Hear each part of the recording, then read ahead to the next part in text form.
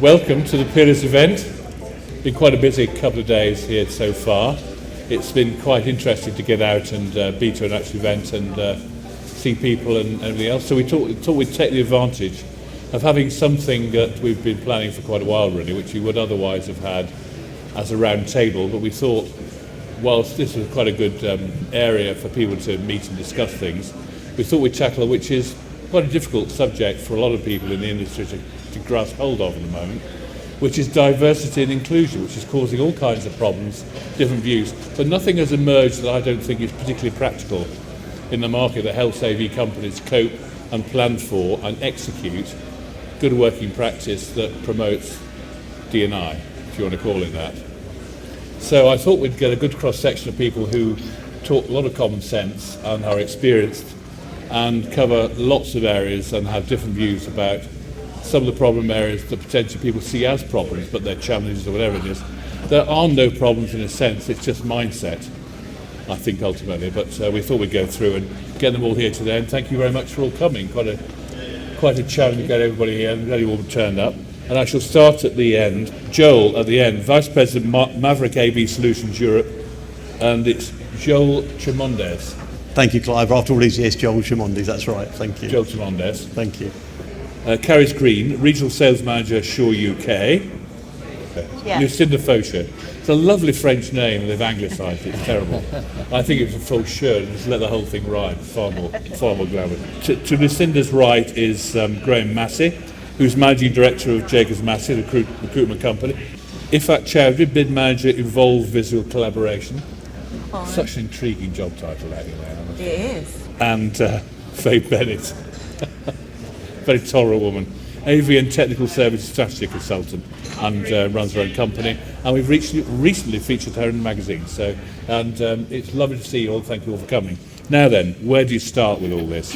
Well, we've had 8 iterations of a potential discussion document about where we start, and I think it might be a sensible idea about just very briefly what we mean by diversity, or has it all been said?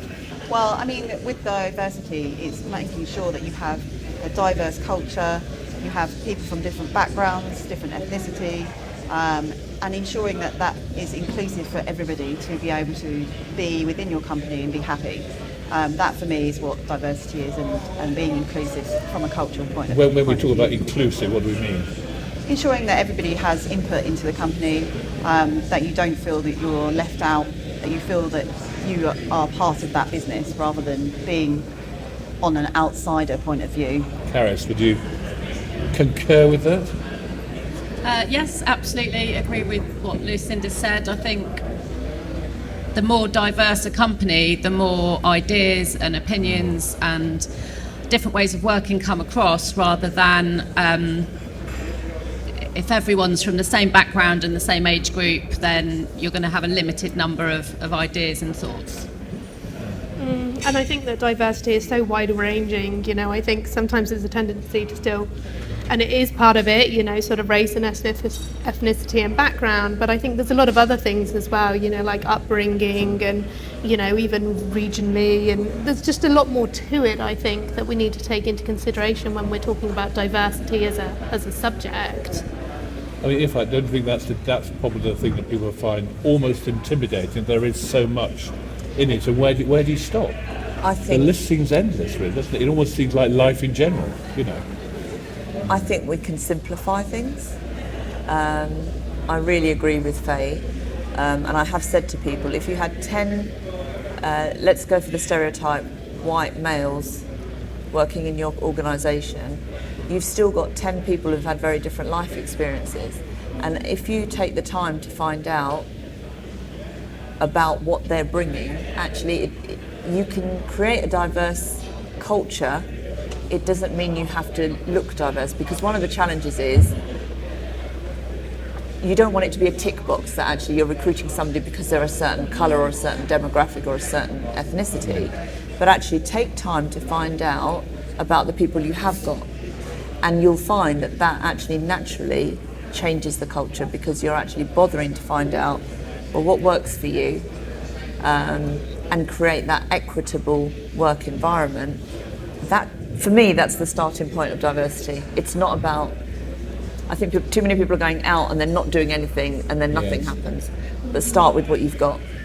I mean, Joel's had a whole programme of this, haven't you? I mean, when did you first come across, when did you first hear about this, and when did the company start to act?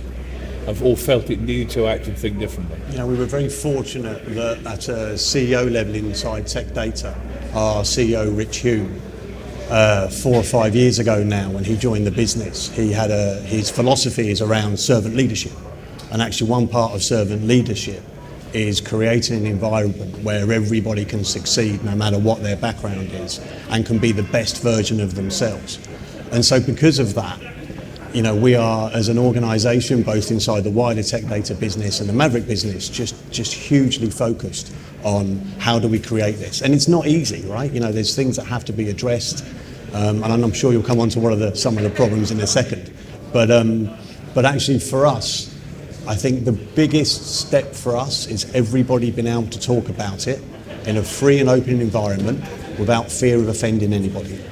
And once you create that environment that you can talk about it easily, then you can start to knock down barriers and issues as well. What has started the mindset, the conversation going there in the first place? Was it the fact that we realised that we didn't have as wide a skill set in our organisation, therefore needed to think differently about who we hired and the process of hiring people? What suddenly started thinking? It hasn't happened overnight, has it? No. I think companies who are of that background always have I hate to use the word formal, but they've had that mindset because that's how the culture of the company has developed over the years. But it seems more recently, especially in certain industries, not just AV, where things have been done in their own mindset very traditionally, in one particular way. We've advertised it, that's it. Whoever we get, we hire, regardless of where they come from. If they're of value, we'll hire them. Yes. What suddenly started people to think multidimensionally, if you like, about the people they're hiring? For me, I think there's a number of factors. I think one, there is let's be really open and honest about it. Ethically, it's the right thing to do, first of all, right? To have the right mindset about how you treat people is the right thing to do. But it always wasn't it? Yeah. From a business point of view, if you look at the recent McKinsey study, Diversity Wins, it shows that it surveyed about 1,000 companies across 15 countries, and it showed that those with diversity at the heart of their culture and with a diverse leadership team, on average, produce 25% better results than those that don't, and that's been proven over the last 5 or 6 years. So from a business point of view, bringing that creativity and innovation into the business ultimately delivers for the company as well. What do people have to do to think differently about saying, oh well, we think differently, we need to modify what we're doing in order to perhaps have a slightly different company that adapts to different things, and therefore we need new skills from a wider market, because our traditional market isn't serving us with the people we need. It's a question of putting your finger on which particular factor or trigger makes people realise, oh well, we need to do things differently about the company we're with. You can't change a mindset. So what is it about the market? I mean, probably one for you here, Graeme. Absolutely. That's now saying, well, you know, A, you're not going to get the skills you need unless you think differently, and B, you know, they're not going to be attracted to a company that behaves in this or this way. There is quite simply a significant shortage of people, candidates in the industry, period. So with a combination of Brexit and a combination of the impact of the pandemic, a lot of audiovisual professionals have returned to their countries of origin. Some have left the industry. So we're left with an even smaller pool of talent. And one of the things that we've been doing is working closely with Jack Laidlaw in terms of developing the audiovisual apprenticeship, because our belief is that if you have a mechanism to attract younger people into the industry, and when I say younger people, I'm referring to people that may not consider going to university, they're at college, sixth form, they're thinking about, they're interested in technology. And I think there is a shift now. When I was at school, if you were clever, you were considered a geek. And today, tech is cool.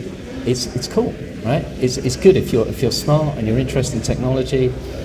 So I think our concept would be to create some brand ambassadors who would be open to going to talk to universities and talk to colleges about the audiovisual industry as being an actual career of choice. And it links with diversity, because if you can appeal to a wider audience, by default you will attract a wider spectrum of people. I agree with that. Sorry. And I think, it's a little bit about how we recruit as well. And I think in the industry, we use the web, we use LinkedIn a lot, but actually if we are looking at targeting a younger demographic, there's things like Instagram and there's things like TikTok, which we don't use, but why not? If we're casting the net wider and we really want to, attract some diversity into the industry, how do we do that? And I think kind of on the second point is, even now when I meet people new and I say I'm in the AV industry, they kind of go, and you have to explain it. And actually, I don't know if as an industry we've got a really good tool to say this is what AV is. I mean, we're audio visual, right? Let's do a fantastic video about working in venues like this and working at live events. And, I don't know if we really got those hooks that you need to attract people's attention, people's interest. Absolutely. And, actually we've got all the tools to do that. It's ironic. It is ironic. We're audiovisual business, but we don't know how to promote and sell it. Well, look at Middlesbrough College, Absolutely. Jack Laidlaw, goodness sake, a number of things that we did a major story about it a year and a bit ago, and it was actually hearing back from the grassroots of industry and the education system that everybody was interested in elements of the AV industry, but not the AV industry itself, which then started to think, well, people coming out of Bournemouth are going into the US film industry, and they're focusing on certain elements of the audiovisual, well, call them sciences or whatever you want. But the traditional AV industry, which is in demand and requires new skills to update it, and it's doing some exciting, innovative stuff, isn't connecting in the traditional way with its younger, actually up-to-date skills elite. So it needs to attract rather than let it go outside the country and other companies. I think I would say one thing also, just to add to that, Clive, is that, the landscape, particularly in the live event sector, has completely changed, and it will not go back to pre-pandemic traditional conventional delivery. So the hybrid technology that is being adopted now has actually has increased the profile of AV departments. So finally, AV departments, particularly within end user organisations, are now recognised even more so than ever as an absolute essential support part of the business. And as a result, what's happening is that the skill set of those technicians has modified and has become more complex. And it'll be a trend that will continue. And we will see people coming in from the gaming industry, the IT industry, because the elements that are involved in delivering, virtual and real-time instances, creating broadcast studios within venues, is a very different skill set to what was required previously. Yes. Can I just add to that actually the recruitment element is only one part of the problem. Retention is a bigger issue. And we do see quite a diverse, you see people coming in, but they don't stay, they don't progress, and they go elsewhere.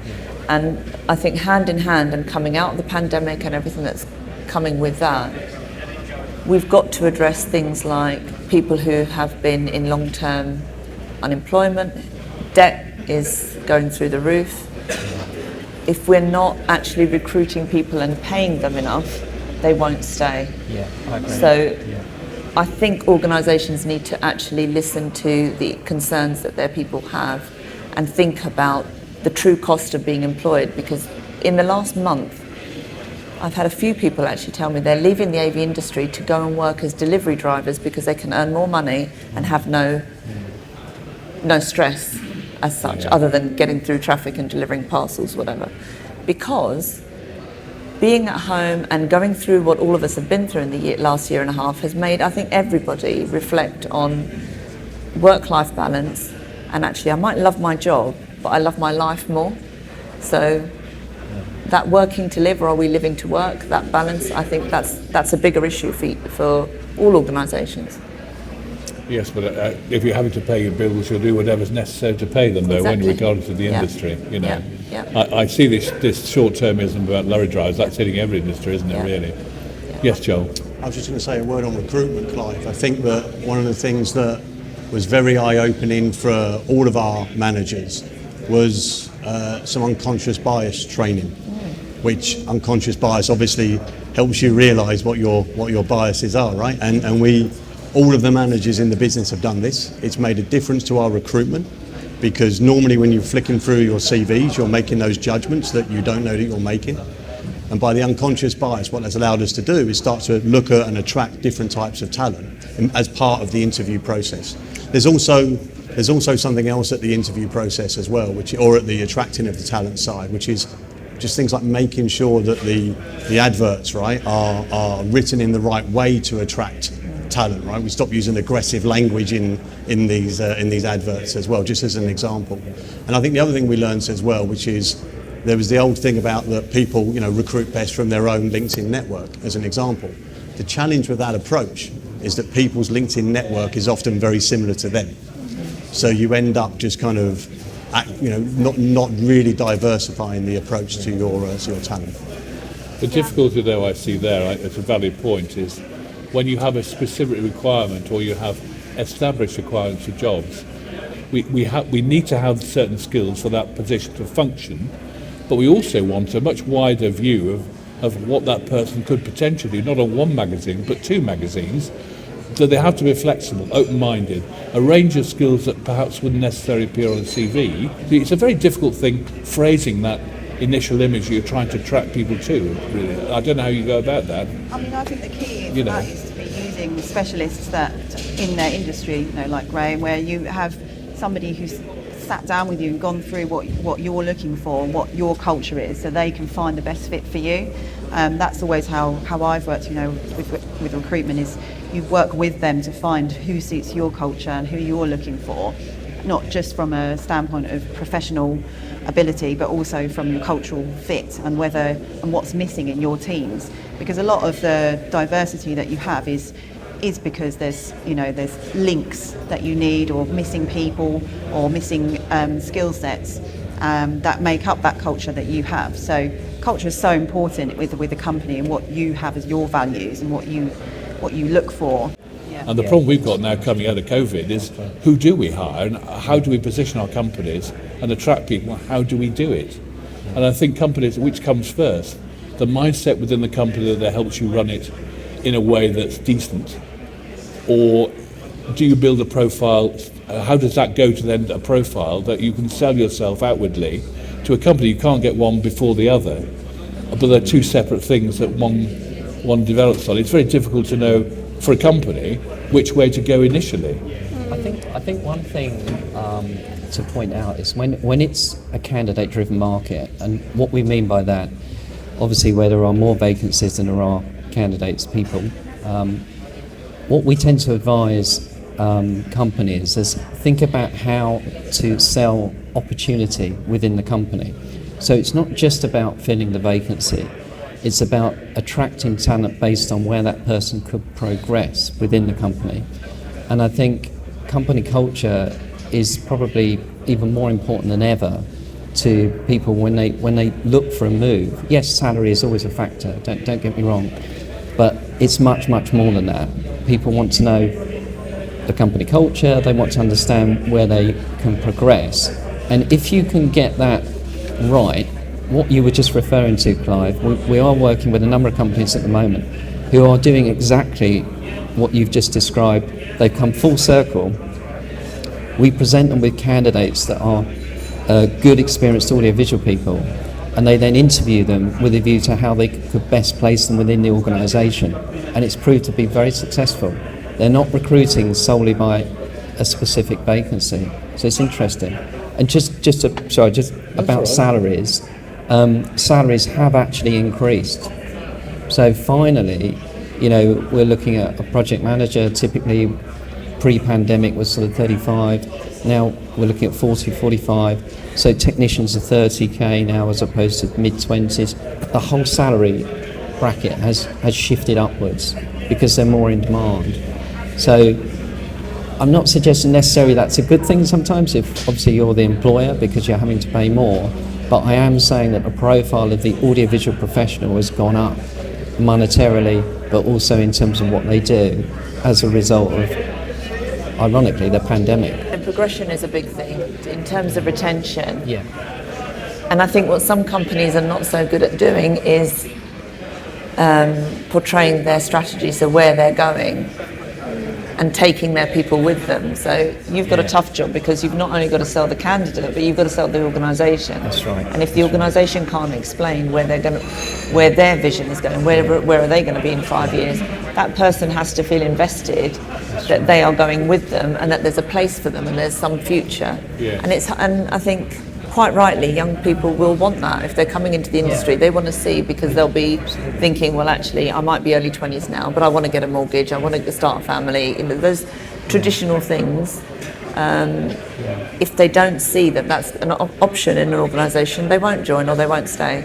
Yeah, and I think that's where the inclusivity comes in as well, because it's about, you know, bringing people into your organisation and then kind of including them into, you know, what's the strategy? What are we doing here as a business? And I work with my team to kind of say, okay, guys, do you know what's next? And I think that's really important as well for keeping people motivated and keeping them, because, you know, sometimes I think diversity inclusion, they can be a little bit blurry, you know, and I think it's that inclusivity side is as important for retention and for keeping good people and keeping people motivated and wanting to help progress your business as well. And things change, so many people's circumstances have changed in the last year, and I do wonder how many organisations have asked their staff, are things working for you? Suddenly everybody was at home and then everybody was getting cameras, and some people were sitting on their sofas or in their bedrooms, and some people had a workspace, defined workspace at home.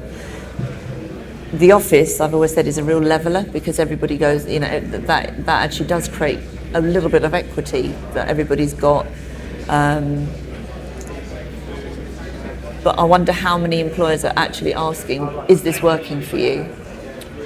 Well, how many employers are asking anything about their employees? They're focused on just surviving, aren't they, and getting out. And traditionally, haven't, unless they have been a certain type of company, they haven't. I wouldn't say valued employees, but employees have always been the first line of cut. Yes. They're always seen as the highest cost and first line of cut. They haven't really considered people at all. No. And even this is, they haven't think, how are you at home? No one's asked that question. No. You just have to get on with it. Yeah. And it's still coming through that surge, which I find is quite difficult to do. Carys, on the women's council and everything else, outside obviously the council and everything else, have there been any general points that AVIXA has made about guidance to AV companies, about their management of employees, diversity and everything else? That would be maybe something for Sarah Joyce to answer. Yeah. I'm not that I'm quite aware happy of. to, really. I mean, you know, we can get a microphone to you later, actually, we could. Well, do you want to do it now, actually, if we can hear you? Gladly, thank you. Sarah, can you just introduce yourself? Hello everyone, Sarah Joyce with AVIXA, Chief Global Officer. Hello Joel, lovely to see you. You too. Yes, to answer that specific question, AVIXA has a diversity council, which is a group of people all around the world very committed to how we improve equity, inclusion, belonging and access in the industry. There are, without doing a plug for AVIXA, but of course I'm going to, and the Diversity Council, on avixa.org there are a lot of resources for businesses, for individuals and businesses, particularly, Joel, to your point about unconscious bias. There's videos on there as well to help employers and organisations recognise we are all human, we have unconscious bias. But it's about understanding it, recognising it, and doing something about it. So there's support tools for organisations on the website, and there's a lot of information about use of inclusive language, use of support methods within organisations and individuals to find access to employment opportunities as well. And I think the other piece, if I would add, is to your very original question, Clive, diversity is about everything. It's about income, it's about opportunity, it's about representing within our world and our community through our organisations the society that we're part of. And that's the most important thing as employers that we can do. Increase creativity, increase opportunity, and to your point, Joel, as well, increase bottom line. My first question to that is, how do we get that message out to a wider audience outside the traditional confines of our AV industry that hits it, that punches bigger than its own weight, if you like? But I think we're doing it. Society is doing it. I think the one of the things the pandemic has done, and many things in the last 18 months have raised awareness of the importance of doing something about this. And it's become a natural inevitability. You look at government initiatives around the world, you look at political movements around the world. We are representative as an industry and as an industry association of what is happening in our society. So our response is there with tools, with groups, with communities to be able to come together, support for organisations, very big push on recruitment as well, and particularly in terms of opportunity for bringing young people into the industry, the work that the AVIXA Foundation does to give scholarships where available around the world as well. So a lot of work that's being done, and of course the brilliant work that Jack has done to raise that profile, particularly in the UK. Yeah, and I think, there is a lot of focus on it kind of across industries. Diversity and inclusion is something that is talked about more now than ever before. And I think it's really how we're looking at how practically can we make that work in our organisations and why. Because, the world's changed so much, well, for everyone, but, for the AV industry over the last 18 months. And the problem is sometimes you find when you have businesses just with maybe one or two demographics, the thinking kind of gets same old. Well, we haven't really got the luxury now of not changing and not pivoting and not challenging and pushing the boundaries and really responding to everything that happened. And actually, by introducing diversity into our businesses, we can get fresh perspectives, especially if they're from outside the industry. I mean, that's fantastic. Well, next question is, do we know what, if you're looking at companies outside our own traditional AV industry, does anyone have any view of which industries have done this better, and any examples of that we can learn from, actually, from what they've done practically? I'll throw it out to everybody. Well, because I don't, I have to tell you. I think it's a work in progress, right? So it's a global work in progress, because I know the word mindfulness has come about and has become, people are more aware, but people are more aware of each other. And I think that's on a global scale, and people are taking notice of people as individuals and human beings, and I think that's a massive part to diversity.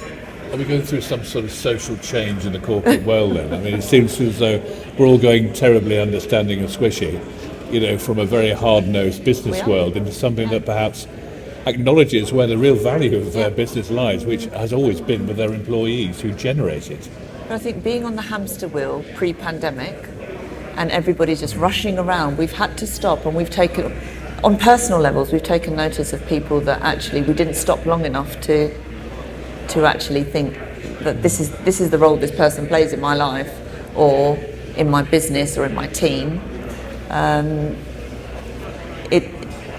And I think that is the trigger for why now globally we're seeing so many initiatives around, and I wonder if where we've had certain very public events like the football, where racism came out obviously during the Euros, I wonder if that's nothing new. So I wonder if the uproar and the uprising against it all, and going back a year with George Floyd in the States, is that people now feel able and more empowered and that they can speak out and have a voice, where before it was you put up and shut up, which was very much how I grew up. Mm-hmm. We didn't complain, my parents didn't complain about racist behaviour. Yes. and we're in a very different world now where people actually won't tolerate it. The key word for me is respect. And if we can respect each other, whoever you are, whether it's somebody who works for you one day a week or somebody who runs the company, it's about mutual respect for each other. That's how we were brought up at one time, Yeah. and I like to think people still are. Yeah. But it's the naming of people who have a slightly different view being called minorities or activists, when it's in fact actually quite a widely held view. Yeah. It's just that they're seen as troublemakers and therefore given the mantle. Or they're called, the other word, and I've been called this, is woke. Yes. I'm happy to be labelled anything, but it won't stop me speaking out against what I feel is unfair. But and I think there's just having this conversation kind of starts the ball rolling, and even for me a few years ago in a business, starting to have that conversation about diversity in a team when we were presented with a panel of one demographic. It was like putting your head above the parapet. You were kind of like, should we talk about this? And it was frightening, actually, to have that discussion and raise that. Yeah. And I think what's changed is that we can sit up here and have a discussion about it, and nobody's fearful, and nobody's saying, oh my God, how is this going to go down? Because the world is talking about it. So, we're not necessarily going from zero. Yes, there's a lot of work to do, but being able to have this discussion and talk about it, and it be a real thing in the world across industries, it's a great place to start from, It really is a good place. My frustration is I think it's happened quite a lot in the AV industry, and people have either shied away from it because they don't want the stigma about bad publicity. And I think we're talking about generally speaking, but it could happen to any company, and I'm not bashing anybody. But the fact that a lot of people genuinely seek good advice and insight into where they should be going, how they should be running and planning ahead for their companies, the benefits and the practical measures they can put in, because we are into genuinely relatively new territory, not just how well you're brought up or what your personal values are, but making that work practically in an environment where you're always going to have a disparate groups of people you're going to have to manage as challenges, and knowing how to roll that out as a company and lead it. And that's where I think we need help. And I think that's the challenge, because I think sometimes companies go, oh my God, this is such a big, massive thing, where do we even start? And it sounds like Joel's made a really good start with the business and what they're doing, but actually I don't think it needs to be that big, huge mountain to climb. I think having conversations and actually engaging with the thought that if I go out and attract a more diverse employee base, I'm bringing new ideas and I'm bringing different perspectives, and that will help the business. I think we're at risk of saying, oh my God, everyone needs to do this whole diversity thing where everyone needs a policy and everyone needs a structure, and this is such a massive piece of work. And I think that deters companies, because they go, well, who's going to lead this and who's got the resource to do this? And I think definitely the key is talking, especially as a leader. If you're in a leadership role, the best thing to do is talk about it as much as you can, as openly as you can, and be open-minded in the responses that you get, because otherwise you're not going to get the talk that you want and the different experiences that people have with diversity. So the more that you talk about it, the more information you're going to get back. And particularly from my perspective is going on as many courses that you can go on to learn about different experiences and different ways that people work and how you can apply that to your business. So, for example, as soon as I started with Diversified, I'd been on 2 leadership courses. One of them was talking about diversity and culture, and that really helped me understand and learn more about other businesses and how they are doing it, because that's the only way you're going to sort of open your mind to different ways of working, basically, and changing your thought process. There are so many levels to this, aren't there? I mean, you're looking at various levels. You've got the mindset level, you've got the organisational awareness level, you've also got the workplace level. I mean, how do you accommodate diversity in a workplace? Is that a physical thing, or is that a cultural thing? I mean, we're having to accommodate. Being flexible, for me, particularly as a mother, having a company that is flexible was really key, and I think that goes across any type of diversity, because if it's religion or finding time to pray at certain times of the day needs to be thought about, and how that can be worked into your day, and also we have lots of staff that are on part-time hours or working from home, and understanding their individual needs. It's not about we're just applying these hours for this type of work. It's understanding what actually works best for that employee and how much you're going to get out of them by being flexible. The more happy they are, the more productive they'll be. So giving your employees those flexibility to suit their lifestyle and their culture is going to give you a happier employee and then be more productive. So I think that's really key when you're looking at diversity and inclusion. I mean, flexible working is your thing, isn't it?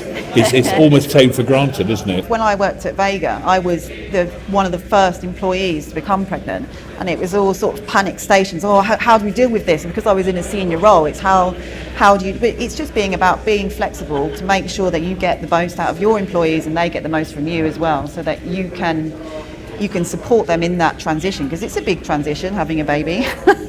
So supporting them in that transition so they can cope with the serious life change they're going through, and also to make sure that they can be productive, because there's nothing worse than being completely burnt out because you're doing too many hours in the day and then trying to be a mother at the same time. So and it's not just for mothers, fathers are the same. If they're more of the caregiver, then you should be able to give the same flexibility to a man and a woman if they have those parental responsibilities. Carys, so these come up on the Women's Council, do they? I mean, what are the big bugbears that you come across that people find difficult or an obstacle? Flexibility for parents is something that has come up, and I'd say that as it should be for parents, not just mothers. And I think my career would have taken a different path or a different route had there been more flexibility when my children were young 15 years ago. Yeah. But I'm very grateful to see changes, and I do feel it's really important for dads to have that opportunity to be involved with childcare and time at home as well. So that's great to see. And I think to that point, I think it's really important to understand what your employees want. It's that engagement, because I think there's a real risk here of saying, okay, we'll make some assumptions, and the assumptions and the unconscious biases are what trip us up, So it's kind of normalising the mindset that not every married woman of a certain age will want to have babies, and it's normalising the fact that actually the husband or the man, if they do, might take the majority. And actually my husband's going to take a whole year off and look after our baby, and I'm going to take a few weeks because I love my work in the AV industry. But I think it's to Lucinda's point, understanding what our office spaces need to look at, talk to people, engage your employees, because if you just make assumptions about that, you're at risk of then saying, we're just back to square one. I think it's really interesting about the role that we have to play, the industry, in this hybrid working, flexible working situation. There's going to be some real issues that can hit us around inclusion in a hybrid working fashion. So if you have a single dad that prefers to work from home for the reasons that we've just discussed, you've got to make sure that he still feels as included as part of a team as the people that are going into the office. If you don't have that, then you have inclusion issues. If you don't have that, then you have promotional issues potentially as well, where people don't feel recognised enough and are working too separate. So bringing it back to the AV industry, the role that we have to play in that from a technology point of view and from an adoption of technology point of view is really to make sure that the solutions that we are deploying can really help with that kind of feeling included. And there's a number of solutions that are coming up to deal with that over the next couple of months from the various platform vendors. I think as well, with the hybrid working, it can be lonely, so making sure you're aware that your employees don't feel lonely and that they feel supported by the leadership team, by their teammates, so you're not on your own in your home office feeling excluded from the rest of the team, because it is difficult having a company that is split all over the world, like Diversified is, but having that inclusion and making sure that there is tools to ensure that your staff feel included in the team and are reached out to if you feel that there isn't much engagement. All those things are key to making sure you've got the happy, diverse staff, really, and they feel included. That's such a significant point, because so many people, both in the industry and friends outside, who were furloughed over the last 18 months said while they were furloughed, they had zero contact from their companies and from their employers.